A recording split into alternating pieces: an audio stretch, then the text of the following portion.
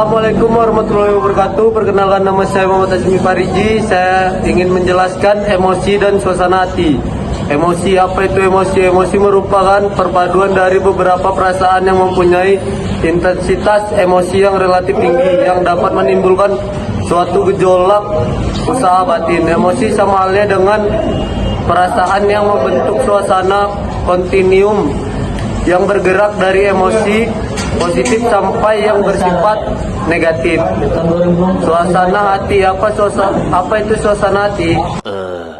Suasana hati adalah suatu keadaan yang dialami oleh individu berupa perasaan yang mempunyai kepekaan secara halus, dipengaruhi oleh pengalaman atau perilaku serta situasi dan kondisi yang dialami oleh individu.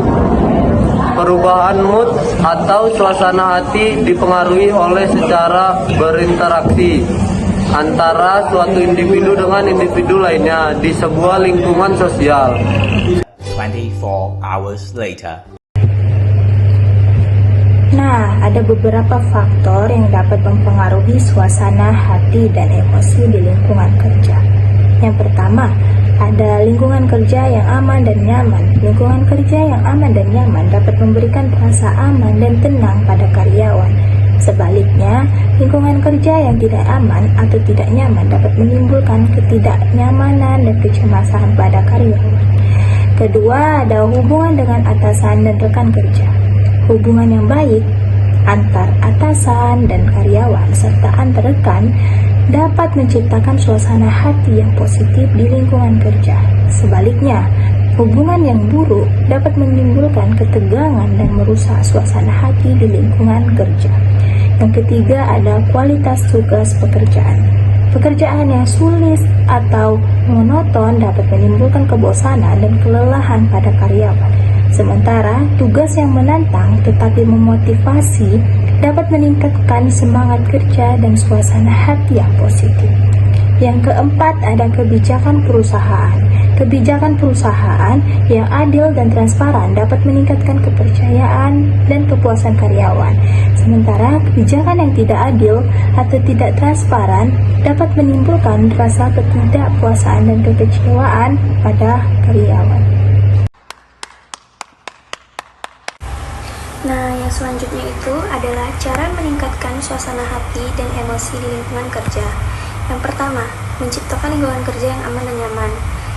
Itu akan membantu karyawan merasa tenang dan nyaman dalam bekerja. Yang kedua, meningkatkan komunikasi.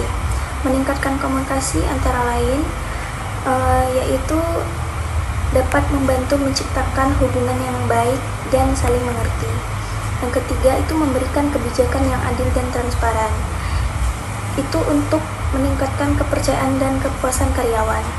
Yang keempat, memberikan pelatihan dan pengembangan.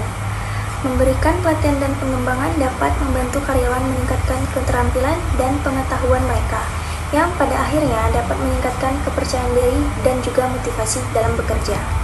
2000 years later. Nah, untuk yang terakhir itu ada dampak suasana hati dan emosi di lingkungan kerja. Yang pertama, produktivitas. Itu dapat meningkatkan semangat kerja dan motivasi karyawan. Yang kedua, kesehatan mental. Itu dapat membantu mencegah stres, kelelahan, dan masalah kesehatan mental lainnya. Yang ketiga, hubungan yang lebih baik antara karyawan. Itu dapat meningkatkan keakraban dan hubungan yang lebih baik antara karyawan yang pada akhirnya dapat meningkatkan kerja tim yang bagus. Sekian dari kami, mohon maaf apabila ada kesalahan dalam berkata. Wassalamualaikum warahmatullahi wabarakatuh.